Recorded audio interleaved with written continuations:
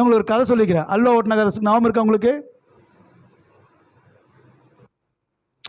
அதாவது மறுபடியும் சொல்கிறேன். ஒரு பாஸ்ட் ஹோட்டலுக்கு சாப்பிட போனார். சாப்பிட ஹோட்டலுக்கு போகும்போது சாத்தான் ஹோட்டலுக்கு வெளியே வந்தானா.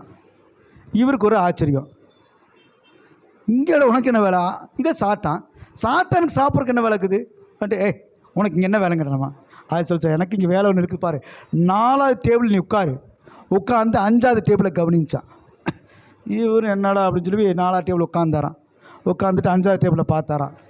அந்த 5வது டேபிளில் தான் சாம்பார் சட்னி எல்லாம் வச்சுருப்பாங்க. ஒரு டேபிள் வச்சுருப்பாங்கள்ல, அப்படி வச்சுருக்குறாங்க. அவர் சொன்னான், என்ன இருக்குது சாம்பார் சட்னிக்குன்னு? நல்ல மேலே பாரு அப்படின்னு. அப்படியேம்மா என்னன்னு பார்த்தோம், ஒரு அல்வா துண்டு இன்னொரு தெரியுது, ஒரு அல்வா துண்டு நாங்கள் ஒட்ட வச்சுருக்கிறோம் பாருச்சான். அடக்கு இருக்கா, அல்வா துண்டு நாங்கள் ஒட்ட வச்சுருக்கோம், நீ கவனிமையா அப்படின்ச்சான். சரி சொல்லுன்னு அல்வா துண்டை கவனிக்கும் போது பார்த்தீங்கன்னா ஒரு ஈ பறந்து வந்து அந்த அல்வா சாப்பிட்றதுக்கு வந்துச்சு. எதை சாப்பிட்றக்கு?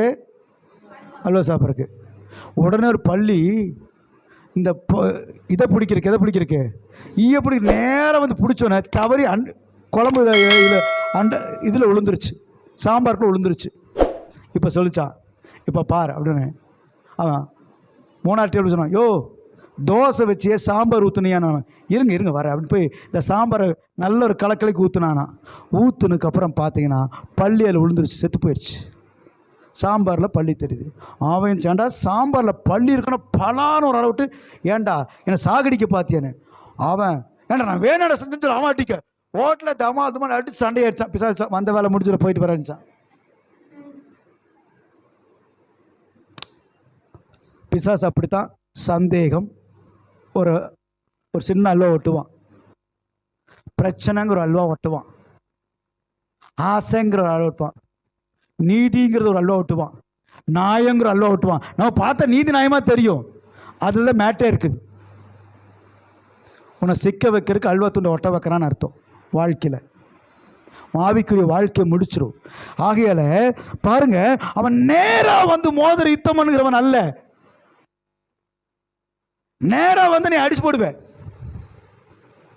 அதனால நேராக வந்தால் மோத முடியாதுன்னு அவன் என்ன சொன்னா, தன் தந்திரத்தினாலே. வாசிப்புமா 2 கொரிந்தியர் 11ஆம் அதிகாரம் 3ஆம் வசனம்.